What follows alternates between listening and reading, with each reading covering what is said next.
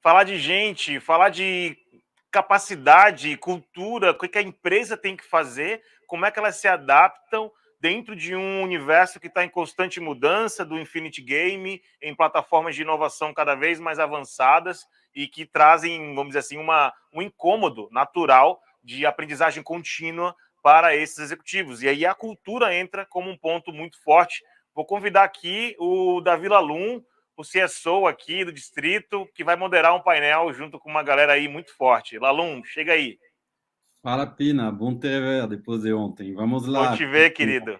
Bom, você vai falar de um painel, cara, que eu sou primeiro fã do tema, né? Cultura é um negócio que se discute o tempo inteiro, mas a gente ainda fica se perguntando qual o papel dela de verdade nas empresas. Então, vou deixar contigo a partir de agora. Boa sorte e puxa o pessoal do painel aí. Obrigado. Vamos lá, bem-vindos e bem-vindas, principalmente. Vou estar com a companhia de três mulheres poderosas, grandes profissionais, grandes executivas e umas pessoas que são doutoradas em pessoas e em cultura. Então, vou chamar aqui a Irina, a Eli e a Adri. Bem-vindas, super feliz de estarem com vocês, uma honra ter tão bem acompanhado assim. Acho que a gente pode começar pedindo uma breve apresentação de vocês em 2 minutinhos. Irina, se você quer começar. Nossa, posso começar. Primeiro, boa noite, é um prazer enorme estar aqui com essa turma, né? Hoje eu tenho a honra de estar na cadeira como diretora-geral da The Bridge no Brasil, que é uma rede global que conecta talentos, né, digitais a empresas ao redor do mundo. A gente tem uma forte presença Latam, e além dessa responsabilidade, também, né, o famoso expandir operações para novos mercados internacionais. Eu tenho um duplo chapéu aqui super importante, né, de além de a gente levar tudo isso, né, da especialização, da terceirização, de recrutamento, de toda a estruturação de times ágeis, meu duplo chapéu de transformação digital e implementar uma cultura de inovação na empresa, né, a nível global. E é um grande desafio que eu aproveito para gastar os meus mais de 25 anos aí de mercado relacionados à gestão de talentos. Então, amo trabalhar com pessoas, aproveito aí o meu lado investidor anjo também, porque eu trabalho bastante nesse mundo de startups, né, como executiva, como coach, mentora, participando de programas de aceleração, e hoje eu estou vivendo na minha carreira esse momento de scale-up, né, usando aí todo o conhecimento possível sobre pessoas, que é uma grande paixão.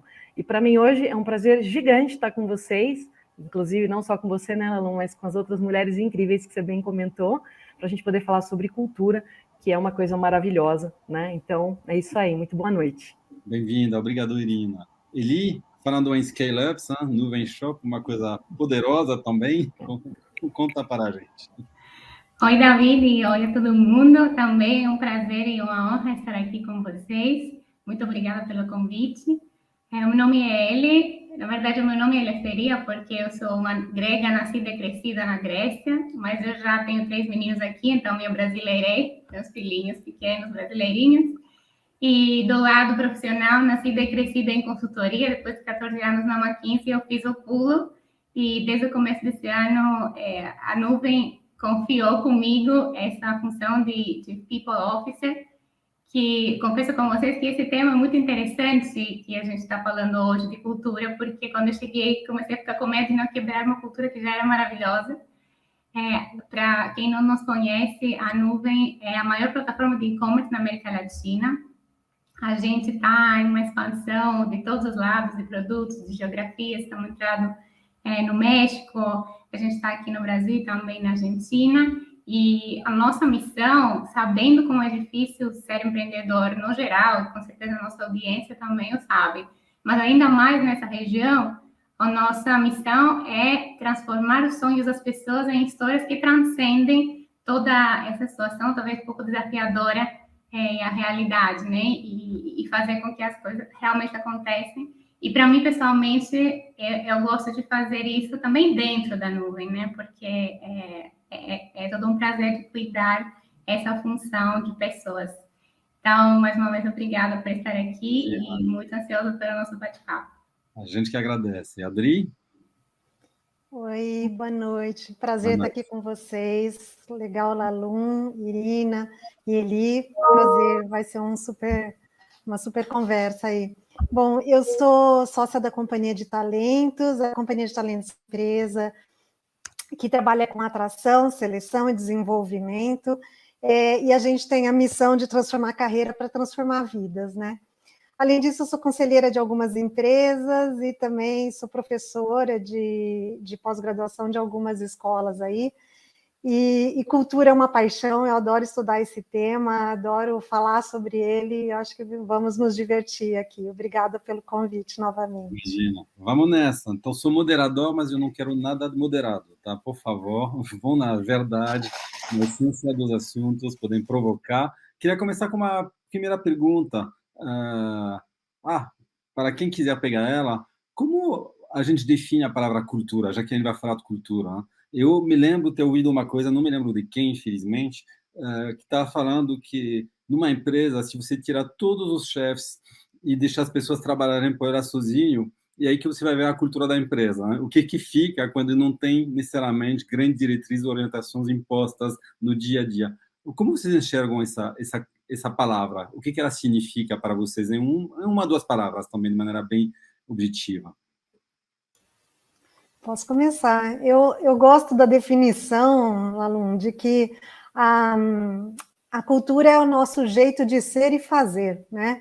Ou seja, o jeito que a gente é dentro da empresa e o que a gente faz lá dentro, e aí com os nossos hábitos, comportamentos, crenças, valores, políticas, seja interno ou interno, a forma com que a gente trata as pessoas, todos os stakeholders envolvidos, enfim, para mim isso define bastante a cultura de uma empresa. Mas não acho que é fácil definir cultura, não. Acho que é um bom debate, né? Adorei seu ponto. Tem um cara do que eu sou fã, que é o Ben Horowitz, da A16Z, um dos maiores venture capitalistas do mundo, que escreve bastante sobre cultura. Acho que o penúltimo livro dele fala em virtude no lugar de valores e bem sobre o que está falando, né? Do que você é o que você faz, afinal das contas. Então, é mais do que palavras, mais do que missões e conceitos, e, na prática, realmente seus atos que representam também e definem uma cultura.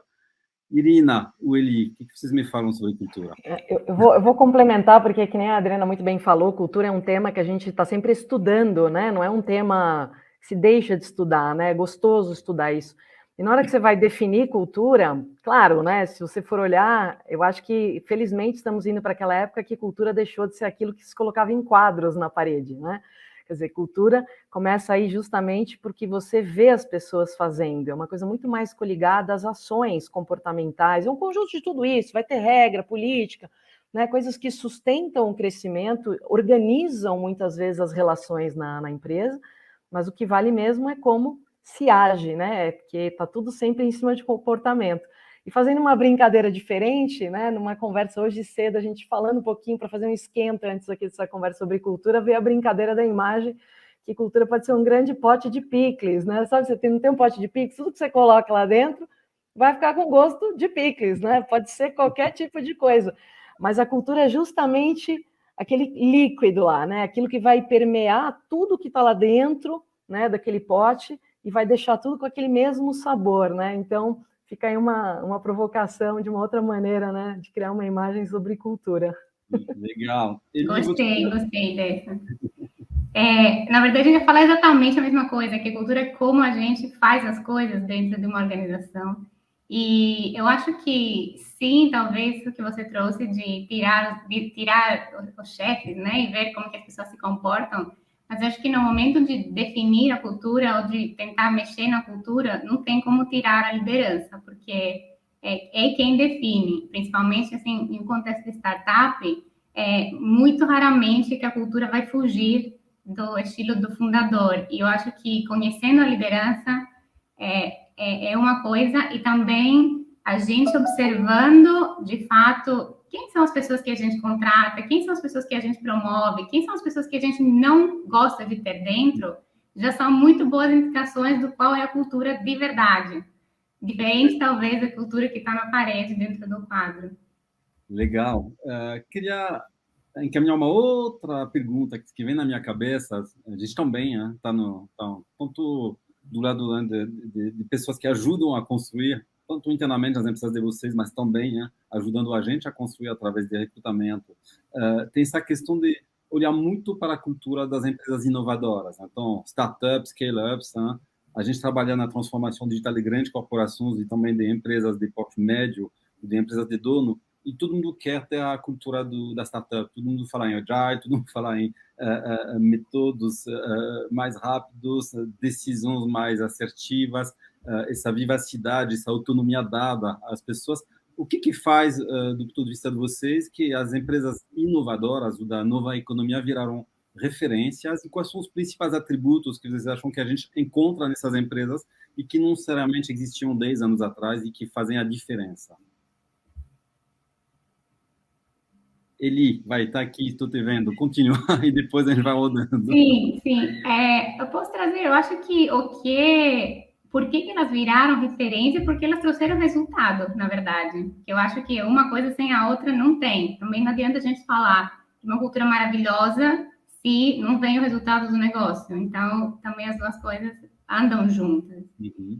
E, de fato, tem alguns elementos que são muito diferentes do que a gente estava acostumado, talvez, em organizações mais tradicionais, como a autonomia que você falou, a liberdade, mas eu acho que talvez seja até mais difícil de copiar, de adotar, porque para a cultura é muito importante que a gente tenha consistência. Então, tudo que a gente faz, tudo que a gente coloca no lugar, tem que estar condizente. Né? Então, não adianta eu estar dizendo que eu quero inovação se as minhas pessoas são incentivadas, talvez pela continuidade ou pela margem muito boa e não dá para mexer nisso, etc. Então, tem alguns elementos, tem autonomia, também não dá para deixar uma autonomia qualquer, tem que ter uma autonomia alinhada, e para isso precisa de muita transparência, precisa de ter tolerância ao erro, precisa entender muito bem quais são os problemas que queremos resolver, quais são os clientes, o que eles precisam. E a gente também não está tendo uma inovação que não vai levar em nada. Então, tudo isso é um conjunto de coisas que, e principalmente na mentalidade de várias formas de trabalhar, de fato, fogem do que era mais tradicional e mais testado e mais aplicado no mercado até hoje. Obrigado, Eli. Irina, algum complemento? Vou até complementar, porque assim, é muito afinado, né, a forma de pensar. O que é interessante é que, claro, né, o resultado é um ponto fundamental, né? Se a gente for analisar as empresas que têm uma cultura de inovação, elas têm muita clareza, né, do que precisa ser feito, de qual é o objetivo. É uma cultura focada em resultados também, né?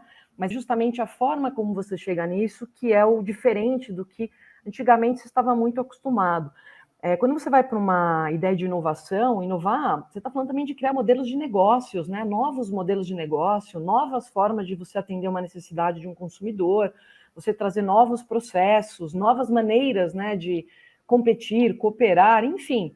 E a gente está num mundo muito globalizado, né? Então, quando a gente vai falar de uma cultura de inovação, isso é uma coisa que requer um tipo de flexibilização de processos internos. Então, normalmente, a Eli até falou uma coisa, né, que é super importante, aquela coisa da cultura do erro, ela deixa de existir, porque você não consegue inovar se você não for aberto à diversidade. E eu não estou falando de gênero, cor nem nada, não, estou falando assim, de diversidade de pensamento, de geração de ideias. Então, você começa a colocar a criatividade, geração de ideias de uma forma colaborativista, né, geral. Então, você começa a focar no resultado, mas com mais elementos. Então, é impossível, nesse ponto, você ter uma cultura que precisa ter micromanagement, porque você não consegue controlar tudo e a todos, né?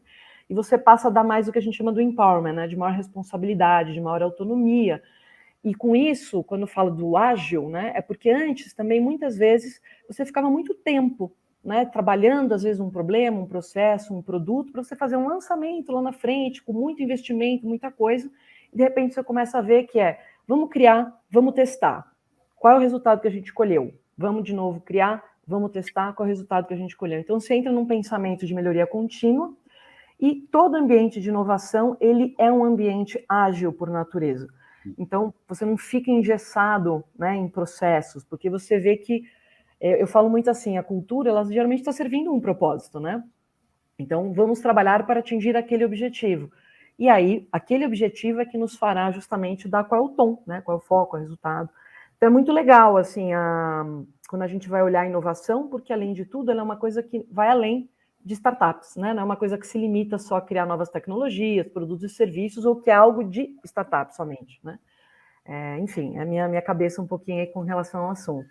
Obrigado. Eu acho que, complementando só, as startups já nascem muito movidas pelo desejo de romper algumas barreiras, né? E aí elas têm menos hierarquia, menos burocracia, né? Você pega uma grande organização que, por exemplo, está listada na bolsa, está aberta, né? Ela tem mecanismos de governança tão rígidos já e tão comprados pelo mercado, com estratégia divulgada e tal, que errar é proibido, né? Não dá para errar, não dá para movimentar. E aí, quando você pega uma startup, eles ainda têm muita liberdade, né? Eles têm mais tempo também, acho que para engatar, para errar, e tem o famoso, né? Erra rápido, conserta rápido e vamos para frente. Eu acho que nas grandes organizações isso não existe, né? Então, acho que tem muito disso, né? E até pelo fluxo Posso de complementar uma coisa, Davi? Só que me vem uma imagem, ouvindo a Adriana falando, é um pouco a imagem que a gente fala quando você está dirigindo, né? Um transatlântico, né? E um barco de motor rápido, né? Que o tamanho, quando você tem que tomar uma decisão ou direcionar o teu negócio, é diferente, que é muito a ver com essas estruturas que a Adriana comentou. Às vezes a sua estrutura é tão grande, né? Tão forte, tanta coisa, que você tomar uma decisão, você mudar a dinâmica, é difícil você virar, né? Dependendo do tamanho do barco, né? Por isso que as empresas, as startups, inclusive, ganharam muita força nessa cultura pelo seu tamanho, né? Pela sua facilidade, muitas vezes, de tomada, inclusive, de decisão, né? E execução. Já fui CEO de uma empresa não tão grande, assim, mas de 600 pessoas, que era líder do seu mercado na propaganda no Brasil, né? A maior agência da América Latina de advertising. E depois, né, eu fui para o distrito. E eu falo, no distrito, eu tomo bastante cuidado ao que eu falo dentro de uma reunião, porque o dia depois as pessoas estão fazendo o que eu estou falando, o que a gente combinou. Já numa empresa, às vezes demora meses, né, de negociação, convencimento, quebrar os egos também, que tem vice-presidente, enfim, tem organização, estruturas para fazer andar. Então, realmente, a questão também dessa cultura de execução, total, onde as coisas acontecem e vão evoluindo todos os dias, é muito diferente, né? Essa lancha rápida assim, a gente tem que também ter bastante inteligência na maneira de pilotar ela. Falando nessa questão também dessas startups, elas nascem pequenas, mas as startups de sucesso, elas vão crescendo. Então, acho que a Eli está nesse lugar, mas também Gri e Elina, vocês acompanham empresas que crescem. A Elina, a gente trabalha juntos e nos ajuda também a contratar algumas pessoas. Como a gente faz quando a gente está falando da importância dos founders e de uma cultura que começa com dois caras ou três numa garagem, num coworking, e aí vem 10, e aí os 10 se conhecem, todo mundo se gosta, se ama. Tem um estagiário que decidiu, ao invés de ir no BTG, fui numa startup, esse cara corajoso, e vai construindo, esse cara vira líder, e começar a ter 10 caras abaixo dele, mas nunca fez gestão, e aí passou de 10 para 50, de 50 para 100, já está em 200, 300 pessoas, já viramos o tamanho de uma empresa de porte médio. E a cultura, como ela sobrevive a isso, como ela aguenta e como ela tem que evoluir também, porque alguns aspectos de organização, de governança, de entendimento, de responsabilidade mudam também, com o tamanho também dos cheques que as startups recebem ou do faturamento que elas têm que produzir, assim vai. Então, como a gente preserva, o nutre e faz crescer uma cultura de inovação em empresas que crescem muito? Me contam. Isso vai me ajudar também. Posso começar? Isso vai contar para mim também.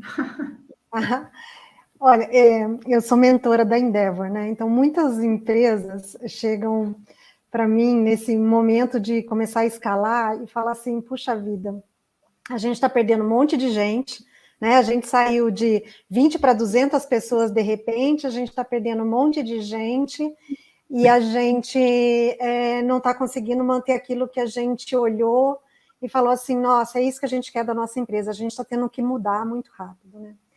E aí, quando eu começo a conversar com eles, mas vocês têm claramente o que vocês querem para essa empresa? Todas as pessoas que entraram sabem o que é isso aí?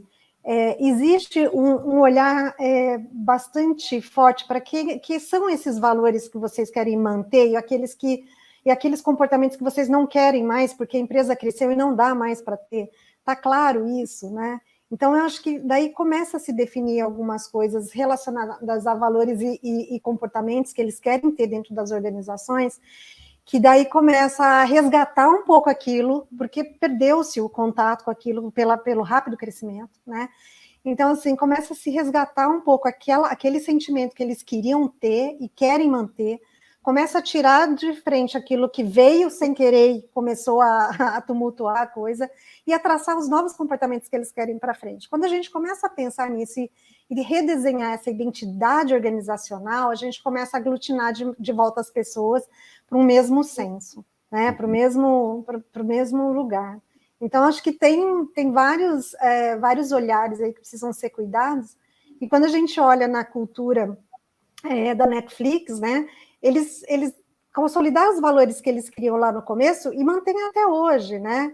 Então, eles vieram livrando as coisas, os comportamentos que não queriam, através de várias coisas que eles setaram lá no começo, e vieram, né? Obviamente, as empresas têm que parar e revisar, é isso mesmo que continua fazendo sentido? Vamos para frente desse jeito? Então, eu acho que é hora de parar, pensar e refazer o caminho, sabe?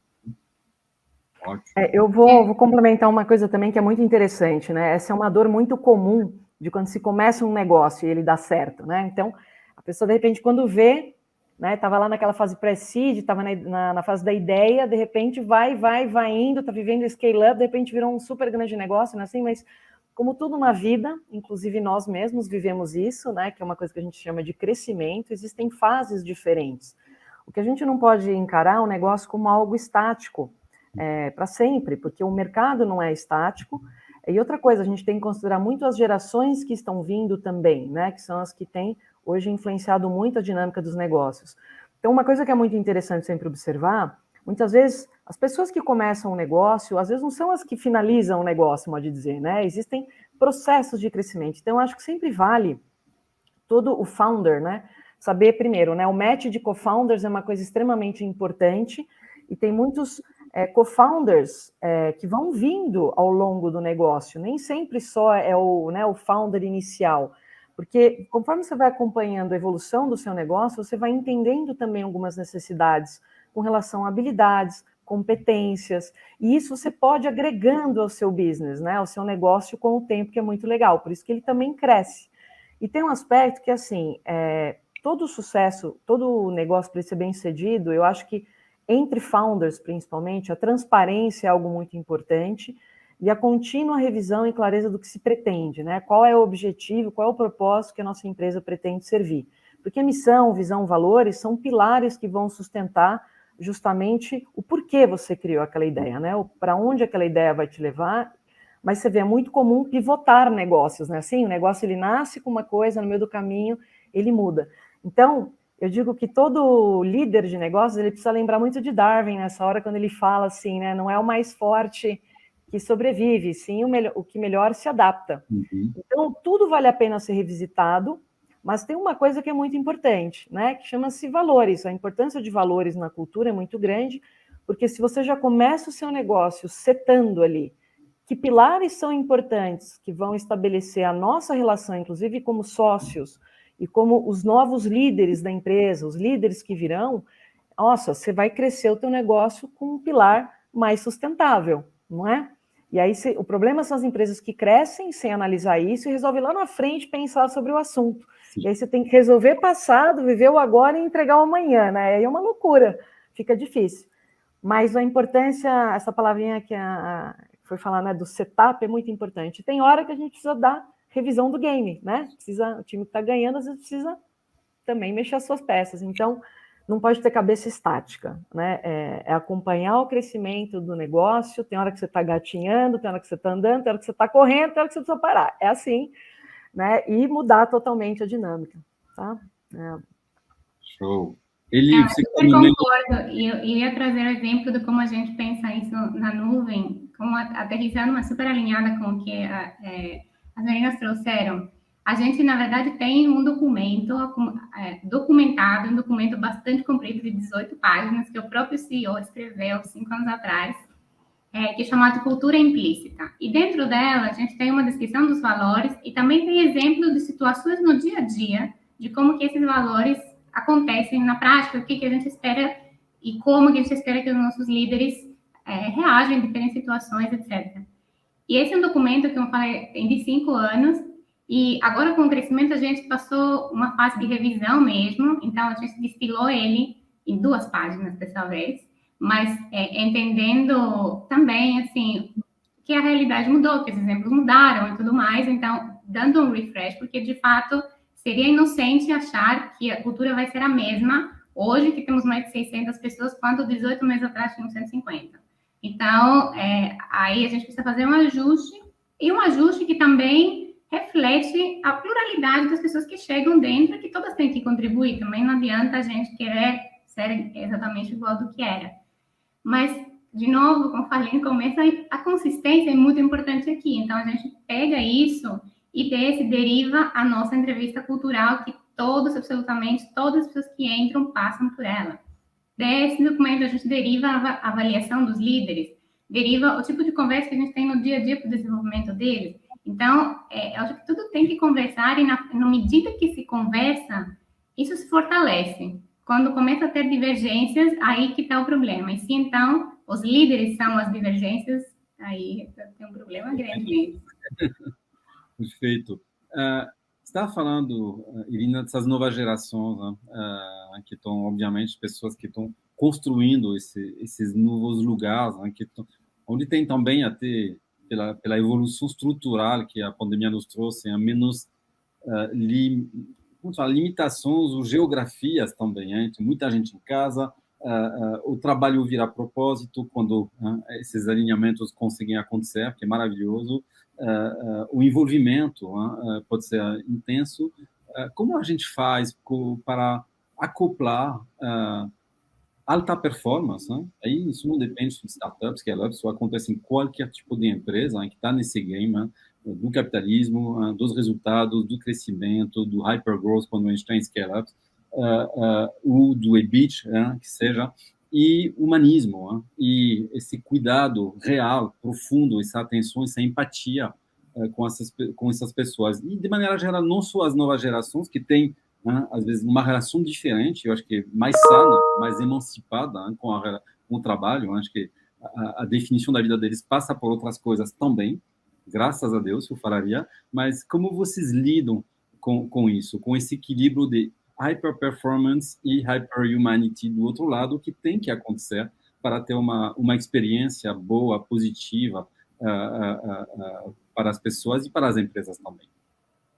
Eu acho muito interessante que você faz essa pergunta, porque é muito comum ter esse debate como se fosse que, de um lado, a gente tem humanidade, do outro lado, a gente tem resultado. Sim. E eu acho que esse é um trade-off falso. Na verdade, por quê? Por que eu vejo ele falso? Porque ele é construído, tem assim, uma hipótese de que as pessoas têm resultado quando a gente pressiona elas. Perfeito. Eu acho que não é verdade. Eu acho que, primeiro, o resultado ao longo prazo com o resultado a curto prazo são 2 coisas diferentes. Se a gente ficar pressionando, não acontece o resultado no longo prazo. Mas que também essa questão de humanidade não significa que a gente não vai ser exigente das pessoas. De fato, eu diria que é menos humano você ter alguém e só passar a mão na cabeça dentro da companhia do que dar desafios, mas também dar desafios com respeito e ajudando a pessoa a, de fato, entregar. Para mim, um líder humano é um líder desses, não é um líder que não exige. Então, se a gente tratar as pessoas bem e estar ali investindo no crescimento delas, dando oportunidades, dando desafios, essa é a parte humana mesmo e a parte que motiva elas para mais chegar no rendimento. Porque o rendimento total também não vem só porque a pessoa tem que fazer, a pessoa tem que estar motivada. Talvez vinha quando era uma questão mecânica, mas conforme a gente está falando de atividades e habilidades muito mais cognitivas, muito mais complexas, a pressão, na verdade, piora o rendimento do que melhora. Então, acho que a gente tem que recolocar um pouco esses conceitos para conseguir pensar dessa nova forma que a nova geração pensa, que é o que o mundo exige da gente. Sim. Amei, você matou. Você matou tanto essa pergunta que eu acho que eu nem vou perguntar para a Irina e a Adri o que elas acham, que resolveu. Mas eu vou aproveitar, a gente tem mais 5 minutos e eu não poderia deixar tanto de falar, mas também de concluir a nossa conversa sobre um aspecto essencial, finalmente recolocado no centro das conversas já há alguns anos, com um catch-up monstruoso para ser feito, ainda mais num país como o Brasil, falar de D&I, diversidade e inclusão, né? Na cultura. Então, também queria ouvir vocês um pouco sobre, tanto na parte das pessoas que são esses top recruiters assim, para as melhores empresas do Brasil, ou a Eli, também dentro da sua visão de people, como isso está acontecendo, o que vocês, como a gente faz rolar realmente essa mudança tectônica, realmente, ainda mais quando a gente fala de innovation, onde tem normalmente pessoas vindo todas das mesmas faculdades, muito homens, poucas mulheres, muitos brancos. Como a gente faz isso de verdade? Como a gente não faz isso também para conseguir fazer uma boa reunião com VCs que agora estão começando a cobrar essas questões porque os Estados Unidos fazem e assim vai. Me dão alguns exemplos assim de como vocês praticam isso para seus clientes dentro da própria empresa de vocês e a gente fechar em cima desse assunto. Bom, legal. Tem um lado importante, né, do nosso trabalho, que é o que a gente fala do ser consultivo, né? Então, muitas vezes a gente recebe os clientes, porque começa a ficar moderno, né? É a onda do mundo agora, né? A diversidade, a inclusão. E essas coisas, na minha cabeça, elas têm que começar de dentro para fora, né? Não adianta você fazer um marketing para o mundo que você está fazendo diversidade, quando dentro ela realmente não existe. Você não pensa de uma forma inclusiva, você não permite que o diverso realmente aconteça. E muitas vezes a gente recebe o famoso job description, não é? Que a gente tanto conhece para fazer a contratação de alguém. Olha, precisamos desse talento e queremos um talento que venha para transformar digitalmente a nossa empresa, com todos os elementos da diversidade, da inclusão, mas na hora que você vai ler o job description, existem solicitações que elas por si só já são excludentes, já não são diversas, é um conjunto de fatores. E isso é muito interessante, porque o que a gente começa a observar? Que, na verdade, até isso, né, que era o famoso e antigo job description, ou seja, né, o descritivo de um cargo, de uma função, isso começa a ser repensado de todas as maneiras, né? No fundo, o que realmente a gente precisa que seja feito? E a abertura, não é só gênero, né, e cor, mas são coisas importantes de se colocar em pauta. Eu falo que diversidade e inclusão tem que ser além, tem que ser realmente pensar de uma forma coletiva, mais sustentável, mais ampla, com um olhar sem aquele famoso viés, né, que te permite muitas vezes não encontrar e reconhecer um verdadeiro talento e um potencial. Então, o fato de a gente não exercitar o olhar, né, de se permitir ao diferente, ao novo, muitas vezes a gente perde a chance justamente de inovar, de entregar resultados incríveis, porque o novo, todo novo representa mudança, né? Representa o diferente. E existe aquele medozinho, né, intrínseco de, meu Deus, é um novo. Mas é muito bacana e eu acho sensacional esse movimento que está acontecendo. A gente trabalha muito com isso, viu, Lalum, dando algumas sugestões, né, que vão permitir que o nosso cliente, ou mesmo nós, tenhamos mais sucesso nisso, porque, nossa, estamos num mundo e na época de abraçar o diverso. E o diverso tem N aspectos, mas é sempre bom, para começar, que esse seja um tema que seja a pauta da agenda das lideranças, principalmente de todas as companhias. Se não abrir espaço para conversar sobre o assunto internamente, dificilmente você vai conseguir colocar isso de verdade, né, numa cultura, tá? Obrigado. Eli e Irina, 1 minuto cada uma, não me matam, que eventualmente é o assunto mais importante que a gente vem abordando agora, mas a gente continua essa conversa em outros lugares, prometo. Me contam também uma dica, uma recomendação, uma experiência sobre D&I que vocês querem deixar aqui. Uma coisa que eu quero falar é que, assim, eu acho que se fala muito em diversidade e não o suficiente em inclusão. E, às vezes, o resultado que a gente traz com isso é o oposto, porque a gente propaga os vieses quando traz pessoas com perfis diversos para dentro e não trata com oportunidade, não trata com respeito, não dá as condições. Em vez de a gente provar o valor que eles, de fato, têm, prova que não tem. E aí é pior. Então, a minha dica seria pensar nas duas coisas e não em uma só. Excelente, excelente. Obrigado. Dri, para concluir? Para concluir, só contar um pouquinho lá dentro da Companhia de Talentos, como a gente vai selecionar as pessoas, a gente tem que primeiro sair dos nossos próprios vieses, né? Então, a gente investiu muito para dentro de treinamento, de conversas, de debates bastante acalorados, e a gente fez um manifesto nosso, que dava muito poder para os nossos consultores, as nossas consultoras, quando estão à frente do cliente, vendo um processo acontecendo de discriminação, intervir e se posicionar.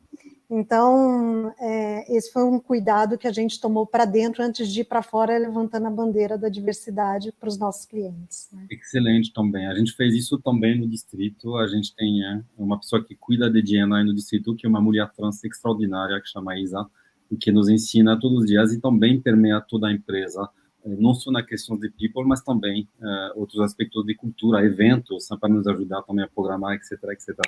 Agradeço demais vocês três, vocês são incríveis mesmo. Eu anotei algumas coisas. Eu também tenho uma responsabilidade macro de ajudar também na questão de people dentro do distrito, então foi um prazer, uma honra e uma mini aula também para mim, e espero que foi o caso para todas as pessoas que têm a gentileza de nos assistir. Pina, muito obrigado, meninas. Espero a gente se ver em breve.